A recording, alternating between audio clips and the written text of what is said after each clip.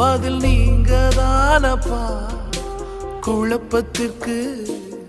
விட நீங்க தானப்பா, கேள்விக்கெல்லாம் பதில் நீங்க தானப்பா, குழப்பத்திற்கு